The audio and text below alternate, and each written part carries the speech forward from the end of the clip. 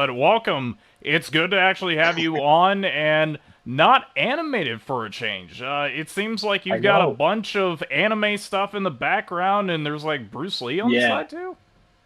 Yeah. Bruce Lee, he's in shot too. I love me some martial arts, but yeah, all about all kinds of arts. That's why I've got the anime on my wall. I love animation, and but yeah, I'm not too shy from showing my face. I know a lot of people are kind of nervous about that when they're animated. They like to be a faceless tuber, but not for me. I don't mind. Yeah, especially with a lot of channels that do mostly a lot of just narration videos that they never show their faces before. Do you think it's mostly because to avoid any sort of like the crazy fan side of things, or is it mostly just for they don't want to put in the effort of having to animate their own expressions rather than just, having animated characters for a change? Yeah, I could see that because I've heard like both sides of it. Like there's animators I look up to. Like I know that for a while, Ice Cream Sandwich, for example, wasn't showing his face because he was scared of getting doxxed and he was really nervous about that stuff. At least that's what he said on a stream. And then I know that there are other people who just they want to be seen as that character and nothing else. They don't want to be like blurring the lines between being a YouTube persona and being a real person, but I mean, I like the whole you and YouTube, so the authenticity is what pleases me. That's what I'm aiming for. And it also gives people an outlet to be able to express themselves however they feel comfortable with, which, I mean, I Yeah. totally agree with that, considering a lot of people do more of the, I don't know, it's like they try to be a different character that isn't really them. Now, I'm guessing Yeah. with yours, you're a bit more lively whenever you're doing certain comedy bits. Is it tough to Yeah. be able to get your mind into that, or is it just something that you can do in the flick of a switch, so to speak? I feel like it's not super tough, but it's also not super easy. Like usually before every recording session, I'll like actually I don't know watch some videos from Nikki Jakey or Noodle or Ice Cream Sandwich. Those are like my three idols, and I'll watch some of their stuff, and I'll even just like shout out their lines or say something in like a more goofy way because I am typically a more monotone person, and so I feel like I have to kind of help myself up, but I'll just do a few like warm up lines and then turn on the mic and I'm good. But yeah, it's not always first take though, for sure. Oh, it definitely is, especially if you have like a line that requires you to be a bit more hyper than what you're usually used to, Yeah. and then it's like you say one word wrong, and then you have to go back and try to re-record it again. Exactly. And I want those like hyper bits to come off, genuine because like if I'm trying to imagine if I was in that situation, like I want it to feel genuine. I don't want it to feel like someone is trying to act. So yeah, sometimes I have to prep myself up a little bit, but I think for the most part it's pretty easy to get ready for something like that. I am still a hyper person, like regardless of my monotone voice. Since we're on the topic of YouTube, and you've been doing this channel for how long would you say? Like a few years? Yeah, I made a goal to start when I was 20. So like I think I uploaded my first video like right after I turned 20 or a little bit before that, I'm not sure, but yeah, it's I'm 23 now, so it's been like 3 years. Barely over the age of drinking, which I know some people aren't really too into that kind of thing. I'm guessing you don't drink yourself, do you? No, I've got problems with like health anxiety and stuff, and so far drinking and smoking anything that like alters your normal state of being really messes with me. Like yeah, that's why. There's a buddy of Yeah. mine that has dealt with depression for a good amount of his life, and I didn't even know at the time that he was taking medication to be able to help with that. And I think I had brought up taking him out to get like a drink at like a bar one time, and he then told me that, and it's like I felt bad for even bringing that up. So Yeah. So Yeah. for stuff that you usually do to be able to deal with your problems, like what type of regimen do you usually go?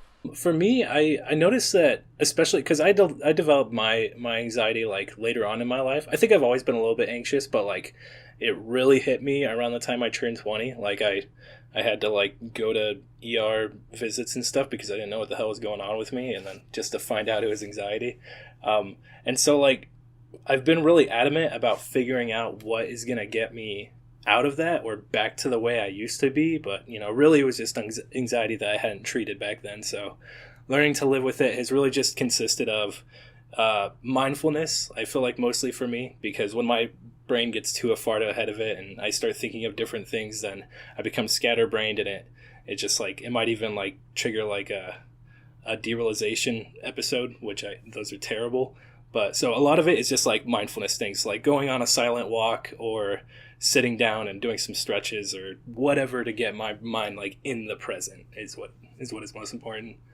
And that really was what calms me down. If you were to tell somebody personally, like if they were having Yeah. trouble trying to get over that type of problem, and since Mm. you've been dealing with it yourself, what would you say to them right now? I would say to try and face it because I felt like, at least personally for me, it was a lot of the problems where I was trying to run away from it. And, I was trying to push it away like, no, that's not a part of me. That's not a part of me. Um, Especially since, like I said, it came later in my life, so I didn't want to accept it. But I think that it was at its worst when I was trying my best not to live with it because it would go untamed and it would come back regardless whether no matter how far away I shove it, it's going to come off the shelf and come back. So the thing that would help me the most would be to actually face it and accept it as a part of yourself. I've heard plenty of like therapy suggestions of like imagining have a conversation with your younger self, like where the traumas may have come from. Um, but really just making sure that you don't ignore it, like listen to your body, listen to your brain, and respond accordingly. If you need outside help from like a therapist, obviously go for it. It's not something I was really able to afford, so I just looked up online therapy, not like direct communication things, but even like YouTube videos of like mindfulness relaxation things, and doing everything I could to make sure that I know it's a part of me and that I want to learn to live with it, not away from it. Oh Is yeah, what helped me the most. Yeah. definitely. Well, thank you for at least wanting to open up about that, because I know that we've had a few people on here that have mentioned stuff that's more like private matter, and it's always good to be able to hear personal experiences from other individuals. So thank you for being willing to actually talk about that. No problem. Yeah, I know. If it could help anyone, that would be amazing. That would be like the dream because if I could hear, especially like specifically my health anxiety, I don't hear any YouTubers talking about having hypochondriasis or that kind of thing. So I felt kind of alone since everybody had social anxiety and stuff along those lines. But yeah, if I could just hear more people talking about specifically the type of anxieties that they have and opening up about it more and making people feel less alone and that you can live with it and still be happy, that would have helped me out a lot. But I mean, more people have been coming out, like even Moist Critical made a video recently talking about how he has health anxiety, which I wish that video came by like 3 years ago, but it still is great that it came out now.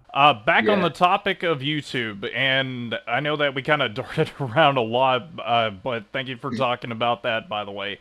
Uh, as No far as problem. like when you got started doing YouTube, what was your first thing that you had in mind that you wanted to do as far as content? Was it because of the fact that it was the creativity aspect, or was it because of just nobody's talking about this certain subject and I think that I could put my own take on it? Yeah, I think it was a creative fulfillment thing because I've always been into drawing and creative outlets as long as I can remember, mostly drawing and wishing I could animate. And then, getting super into YouTube, I felt like there was like a space that hadn't been filled yet. And so essentially, it's the whole thing of like creating the content that you wish already existed kind of deal. So yeah, I just feel like I was mainly trying to close in that gap, but, you know, creatively expressing myself in that. And, sometimes you'll make a video that's just for the audience and sometimes a video that's just for you. It can vary in the fulfillment factor, but just as long as I'm filling that space in my brain that I feel like should be filled, then I'm happy.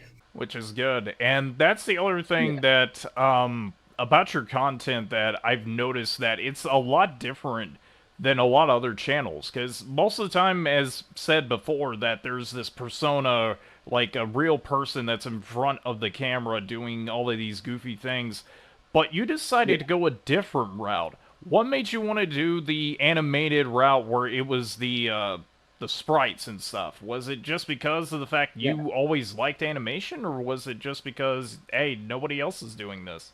Yeah, I feel like it's so it started off with I wanted to be an animator because I looked up to before I started YouTube, the one that I really looked up to was just Ice Cream Sandwich, and then like others like Domix and Jaden and stuff like that. And so I felt like originally the idea was going to be I just want to do YouTube, I want to animate, and so I even like started trying to do story time, but I scrapped that. That first video got scrapped. Like I'm not a story time guy. I was like, what if I like if have you ever heard of like the Draftsman podcast or Draftsman Proco and stuff like that? I don't think so. Okay. They're big in the art sphere and they're talking about like if you want to make it in your career, you want to make your passion your career, then a good way to break out is to fill in a gap that hasn't been filled yet, and usually you can do that by picking your art parents. And so I feel like I got the animation from like Ice Cream Sandwich. I got like the presentation and talking about video game stuff, the idea from Jakey, and then combining that all and trying to create this weird middle ground, and even then just like still trying to throw in ideas to make it a little bit more unique. Like the pixel thing was originally just going to be like, oh, I pixelate my character for one video where I talk about, say, Pokemon Red on the Game Boy or something. But then I was like, maybe I could just go all in on the pixel art aesthetic, and that can be a part of my own flavor. And it's really just come from thinking about it and trying to make a unique sound so that maybe one day this can be my career and I can live off of it. And it's just the fact that you said that, I think that your type of style of video is pretty original, and I don't see a lot of people putting that much effort into. So, like, for example, your Kirby video, I was really Yeah. impressed with how fast-paced that video was, but the amount of quality you threw in is top-notch. How long did that Thank you. video take for you, for example? Um, that one, I was that one. I mean, you could say it's been like a process of learning how to get better at script writing through making multiple videos, learning how to get better at animating and presentation and stuff.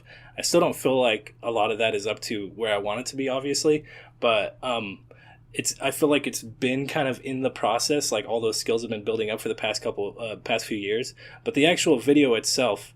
I mean, I've known I've wanted to make a Kirby Air Ride video since I started because I was like, that's one of the games that no one talks about, and like obviously people do, but like not in the way that I want them to. So I was like, I've kind of had that idea, and then recently I was just like, you know what, let's play the game, let's write a game review on it / video essay kind of deal, and get it done as fast as I possibly can. We'll make it no longer than like 5 or 6 minutes, and we're gonna get it done in a month. And I think I did it in 3 weeks was how long it took, and that was still working full time at my bakery. So now I'm doing editing, so hopefully I can free up some more time for video stuff. But it's been kind of crazy. Yeah, and that's the other thing I saw you type or like talk a bit about on Twitter is that you're getting paid. I guess full time would be the thing for YouTube channels. Like, what as far as creators, who have you worked with so far? I've just started, and I feel like I have to thank my friend Matt, or he goes by Mopo Schnack, or his channel he's trying to take off with right now is Schnack Plays. He was an editor for Alpha Rad, currently editing for United Plays, a Pokemon YouTuber. And he kind of just, I told him, like, hey, how did you get into the editing sphere? It's something I want to do because I really want to get out of my bakery. And then he was like, well, if I get people, I'll send them your way. And he got some people, he sent them my way. And so far, I've worked with Patrick for flipping the table. And it's been super fun doing, like, D&D tabletop stuff. And then the other one is Vinny Vintendo. And he's kind of been, like, my main guy. And I've been running with him since the very beginning, him and Pat since the very beginning, which was just a month and a half ago. But they started paying me enough to quit my job like a little under a month ago, and I was like, all right, done with the bakery. So I left. That's Yeah. excellent. I love hearing stories like that because the cool thing is, like, if you're able to do something that's at the comfort of your own home and you don't have to go anywhere and you can just Mm. do that with ease, especially if you've already had the skill for quite some time. Yeah. Yeah, I didn't even think about that too. That was I like when I first was looking for potential jobs and thought of the idea of editing, I was like, I've been making videos for a few years. I've kind of been building up a portfolio for at least some kind of editing job. And then, yeah, when my friend Matt saw some actual faith in me and he sent those people my way, I just had to hit those deadlines and I get paid enough to live, which, yeah, it's been going good. Well, I'm very proud of you for being able to do that, and hopefully people that listen to this will pretty much be inspired to hopefully take the mantle of that up. I hope so. It's not super easy, especially right now. I'm like still a little worried if I'm gonna pay bills and stuff, but thankfully I just went seasonal at the bakery, so if things do go south, I got a plan B. I think that's important, is having a plan B if you're gonna go freelance. And I think that's important too, because I know a lot of people that try to get into the YouTube thing, and we talked with John Riggs about this too, and he even says that he still enjoys doing his radio job and then at the same time doing the YouTube stuff on the side as well. But what would you say is your comfort level for being able to do the YouTube stuff full time? Would it be just the amount of pay, or would it be just the factor of you're able to do it comfortably for as long as possible, would you say? Yeah, I would say that as long as I'm earning enough money to pay bills, like that's the main thing I care about, is paying bills and then just being like maybe saving up enough to, move out or take vacations and stuff like that, but not much over that. If I can just if I can make just enough money to do nothing but make YouTube videos and see the people I want to see and do the things I want to do and not spend time in a bakery that I don't care about, then the more I can do that, the happier I am. So. And that's definitely important too, because I know a lot of people think that this is the one dream job to have, but the climb, I feel, for a lot of people is still tough. Do you think that is the same for you right now? I think that I think it's tough for me, and I think it's gonna be tough for a lot of people. There's one common thing that I hear about taking off from the art industry, which I mean, maybe you wouldn't consider this art is a very open, subjective idea. But I group this in with like the art industry, and it's one of those things where it's like you don't go into the art industry and try and make a living because you think it's going to be easy. Like a lot of people look at it and they're like, oh yeah, YouTube looks easy, make some videos and live off of it. But like, it's crazy, especially when you're at the bottom and you're like trying to live off of nothing. My channel's not even monetized yet, and I'm still like spending 20 hours, 30 hours a week on it. And it's that's the aspect about any video content, because I know that you're a fan of the Uncommon Valley, and you the thing that's always gratifying, and I'm sure you get it as well, is when somebody says is like, I wish you had more views. And it's you keep pumping the videos out as much as possible. What is your number one way of determination to be able to still continue doing videos while at the same time just being like, yes, this video isn't getting as many views, but I have an idea for the future, so to speak? For me, it's just been, I guess, just focusing on the long goal, like, of course, the gratification that you get from dropping videos that might not take off, but like really focusing on like, I'm going to get there. I'm going to get to a point where I'm happy enough with my content, or I'm going to get to a point where I'm, ready to jump on bigger topics or whatever it is. But really for me, it's just focusing on the long game. Like, it's going to take off. And even if I don't 100% believe it, it's really a big matter of fake it till you make it. I'm just pretending that I believe it's going to take off one day. So I'm going to keep saying that I do. Oh, definitely. So I know it's not going to be a very long interview for right now, but we're going to bring up a few extra topics and just kind of get this thing going for as long as we can. Since you have anime and some other memorabilia right behind you right now, what would you say is like your go-to anime right now? What during the summer season that you're watching at the moment? Currently, I can't find anybody that I relate this to with, aside from like maybe one friend. But when it comes to anime, I'm big on the comedy stuff, specifically the romance comedy stuff. And so, just finished watching some Kaguya-sama, Love is War, and now I'm watching Dress Up Darling because I've heard plenty of good things about that too. And Oh, that one's Pretty good so phenomenal. far. I've told my Doing girlfriend so about good. that series and she hasn't even watched it yet. Every time that Oh I man. message her on Discord about it is that she's like, "I'll get to it, but I've got so much that I'm trying to watch right now." Yeah, And yeah. Kaguya-sama is the one that she just finished or caught up on, and she said that she Okay. laughed and cried at the same time. But I Dude, absolutely yes. love it. yeah, I love that stuff. That's, for me, it's really about. I love like slice of life stuff, like to just wind down and put on a show that doesn't have any clear big objective. Like I love me my shonen too, like Naruto and whatever. But man, I love lately. I've just been so into slice of life anime. So yeah, lots of Dress Up Darling is what I've been watching lately. Yeah, and How it's about easier yourself? to easier to digest as well at the same time. Yeah. Are you watching anything right now? Honestly, well, it's like the interviewers getting questions now. Yeah. Honestly, there's actually one that I'm watching that I recommended my girlfriend on. It's Love Oh, After Domination, and I haven't even heard of that. it's a romantic comedy, but the premise Ooh. behind it is that it's Sentai. But they're facing off Okay. against the villains, and then the Red Ranger, who's the leader of the group, falls in love with Oh, the main female villain, and it's they don't want it to get out there because it's like they're supposed to fight the bad guys and the bad guys supposed to fight the okay. good.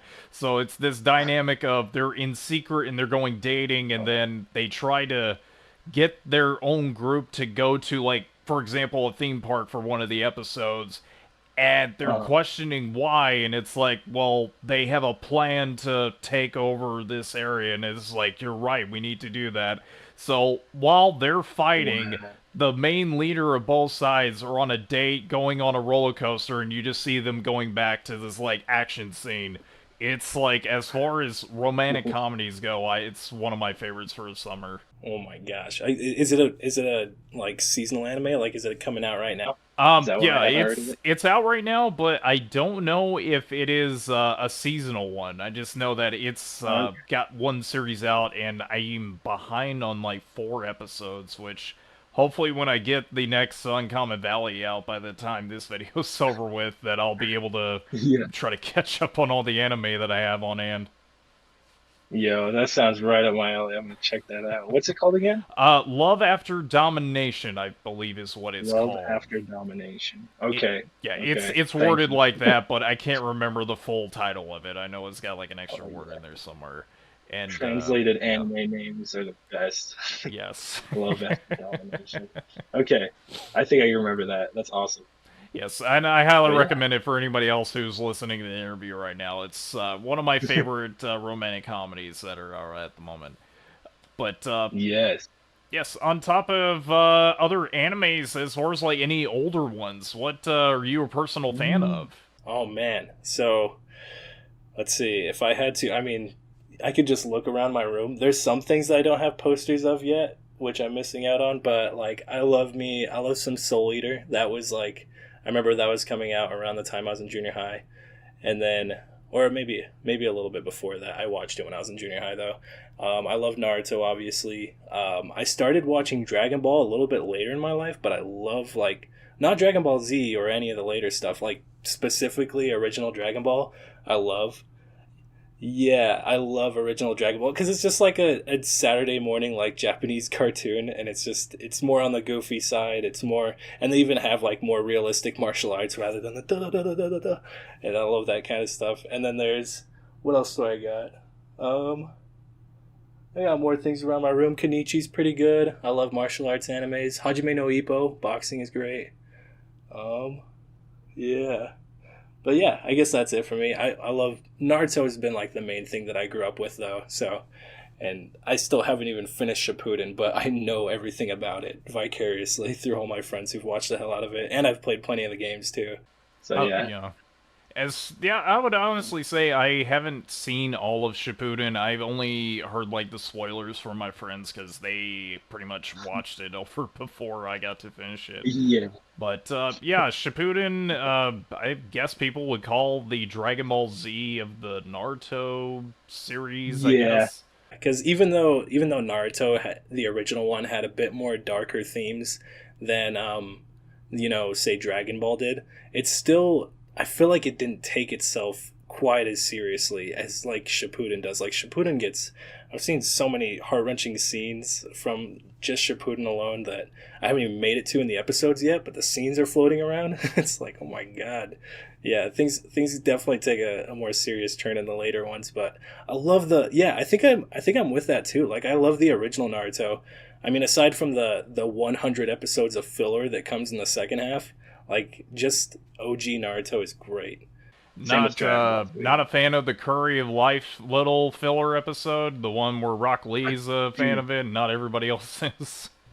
bro, I probably didn't even. I don't even recognize that. I'm sure it happened, but I didn't watch it. Like so, I started watching, and then the moment I realized, I was like, "Oh my god, these are all filler." I skipped the last like couple episodes because that's what all my friends were telling me to do. So I haven't watched all the filler, but I'm sure there's a few goodies in there. But oh my god, there's so much. Yeah, it's worth to go back and try to watch all that, because I know some people don't usually keep up with a lot of filler episodes. Like, for example, in Dragon Ball Z, Goku and Piccolo have to go for a driving test, and I think that's one of the most that infamous ones out there. I love the idea of that. If I do watch DBZ, I'm not skipping that episode. Yeah, kind of a minor spoiler from it, but Piccolo wears like a backwards hat, and he also has like a sweatshirt on. I don't remember what it says on it, but it's like you can see how irritated he is because he has to hide his um, antenna that he has on his head. uh, okay, he doesn't. Does he hide his green skin or? No, it's just um, he's got green skin, and it's like, what's the point of the hat at all, anyways, you know? yeah.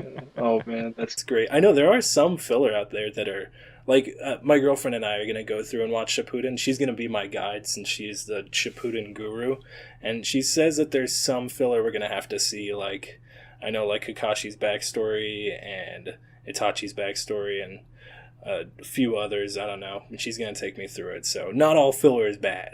I know that. If anything, like I said, I love Slice of Life. Slice of Life is pretty much just filler the anime. Like it's just going to the beach, learning how to clean a car, like just random shit that doesn't have any real weight to it. I love that. That's my jam. But when it's sprinkled into a shonen that you're deeply involved in the story with, then it gets a little annoying. anyways. Definitely. But all I was gonna ask, as far as since you talked about those, and since you talked more about the romantic comedy side, what would you say as your own personal favorite romantic comedy? Is it something in like the last few years, or would it be something more older? It would honestly probably be, man, that's hard to pick because if we're saying like it was a clear, definite that one right there, Kimi no Naiwa or Your Name, that was like my go-to.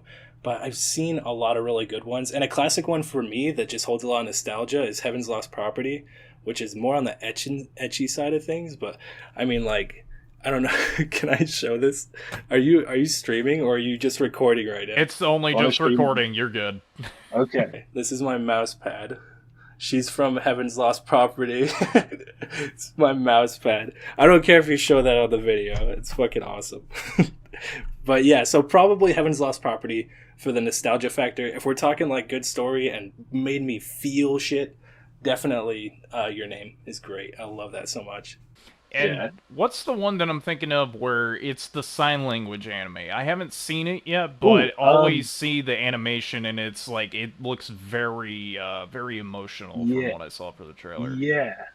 That one is Koe no Katachi.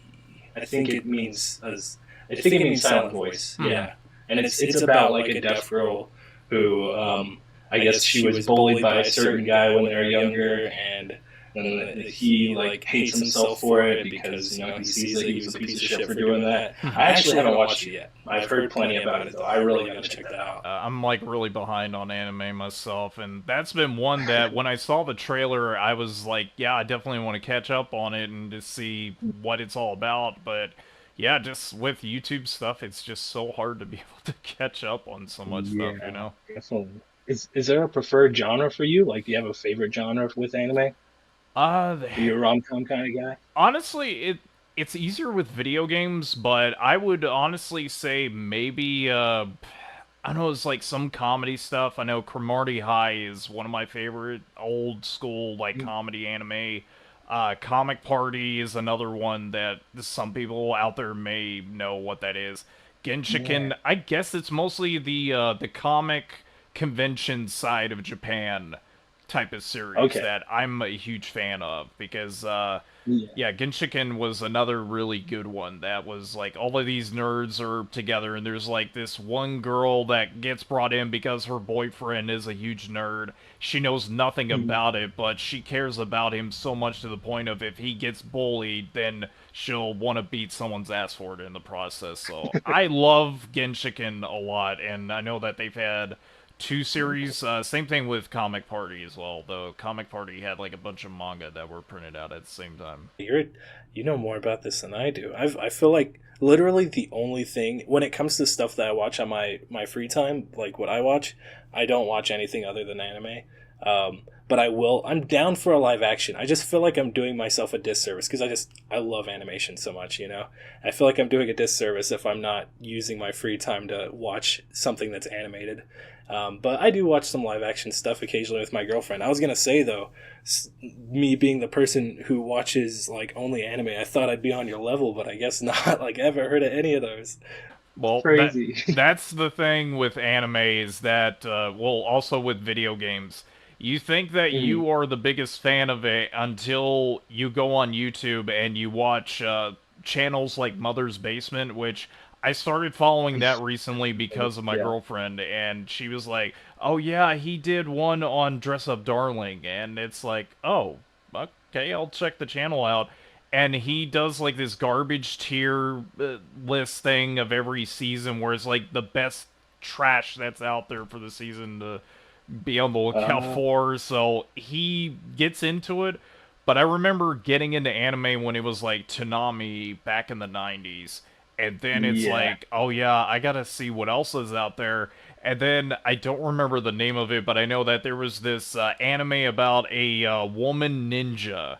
And it's like she would be fighting, and all of a sudden it's like her clothes would kind of rip. And this was in Hollywood Video, by the way, back when I, VHS tape rentals were still a thing, and the anime section was maybe about four shelves that had a few things, and there was like a random Vampire Hunter D that was thrown into the mix. But man, that was yeah, a long time ago. dude.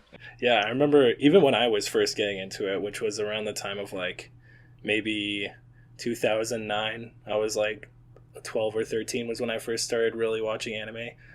Even back then, it felt like a bit more taboo. Like, I couldn't tell any of my friends about it. They make fun of me so hard. I love how like widely accepted not only anime but yeah, video games are becoming too. Like, obviously, it's becoming like a dream job. Yeah, it's fucking awesome. I love it. Sorry, can I swear? By the Yeah, way, that's okay. I didn't even know that 35 you minutes into were the worried freaking about swearing. recording. We've had pretty much everybody except John Riggs that has been on this show that is like not sworn. Well, actually, Okay. everybody's sworn except John Riggs. I meant to like rotate that around a bit, but Yeah. yeah, there you go. Yeah. what about favorite video game genre? Then you said that was going to be an easy answer for you. Man, this is turning into it's like part interviews you and then part interviews me. Honestly, I've always been attracted to the tactical RPG style. What about you? Okay. Nice. For me, man, so okay, my answer is a bit more ambiguous when it comes to game genres. Then, I guess a lot of lately has been 3D platformers because I've come to realize how much I love those. Like especially like in the collectathon sphere, like. Of course, your Banjo Kazooie. My favorite game is Ty the Tasmanian Tiger, um, and yeah, that's like my number one. But then I love like other 3D platformers that have the more linear style. Like I've been playing Rayman 2 and Rayman 3 a bit lately. They're not really big on collecting, which I kind of wish I had that, but I know that's just my bias. But yeah, like 3D platformers have been my jam lately, and survival horror. Maybe it has to do with all the like Nitro Rad I've been watching too. I don't know if you know him.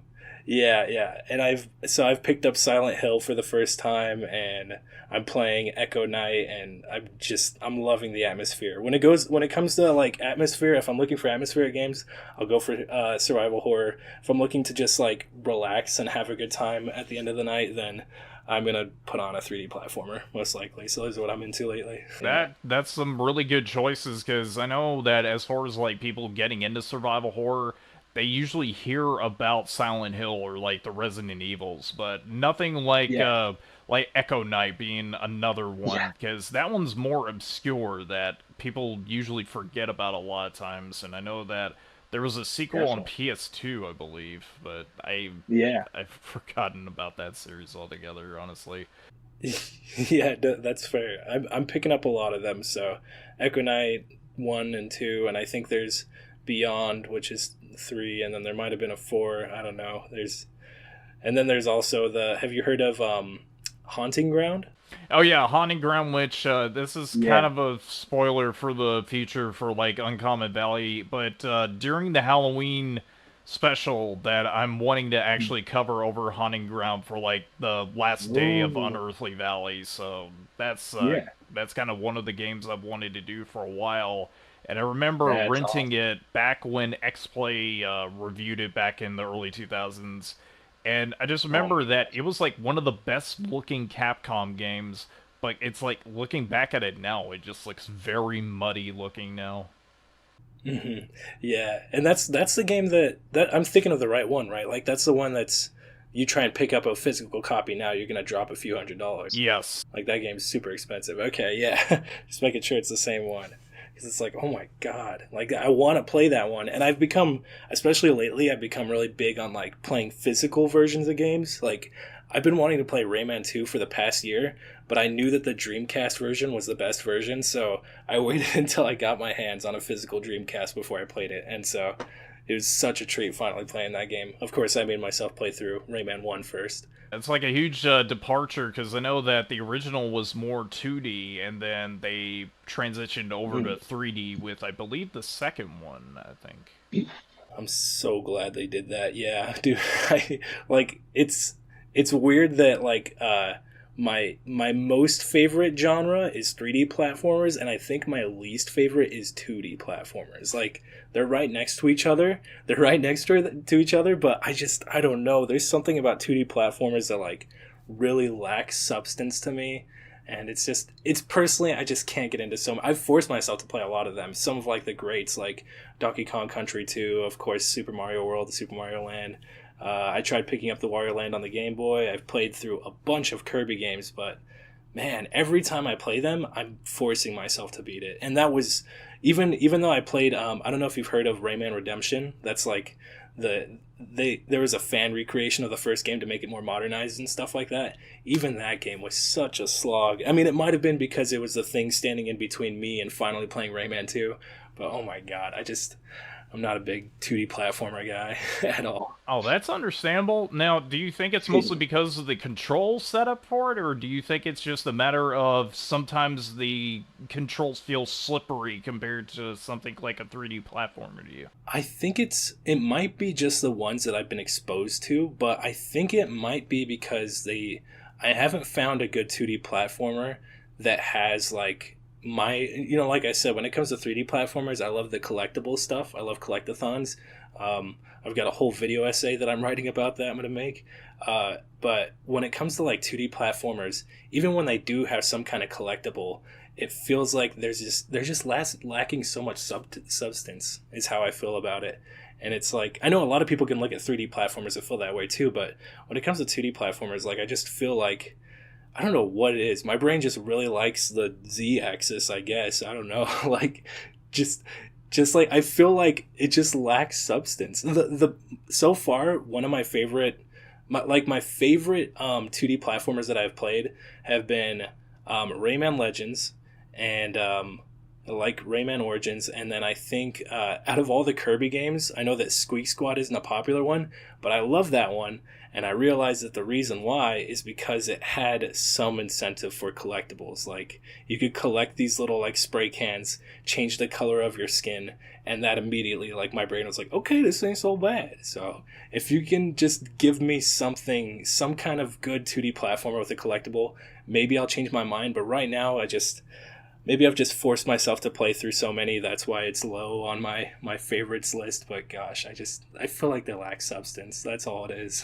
And that's understandable. I know that some people Yeah. aren't as much of a fan of like tactical RPGs because it's like a grid-based setup for it. But aside Yeah. from that, what would you say is like another favorite genre aside from just the platforming side? Aside from platforming and aside from survival horror, I'd probably have to say, I actually do really like JRPGs.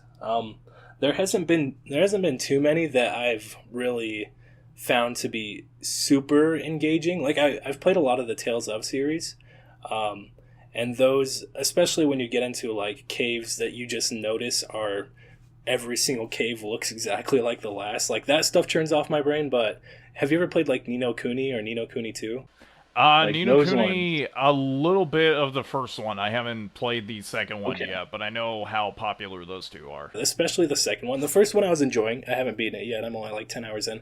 The second one, though, I fell in love with. I never really put too many hours into any one particular game, unless we're talking replaying it.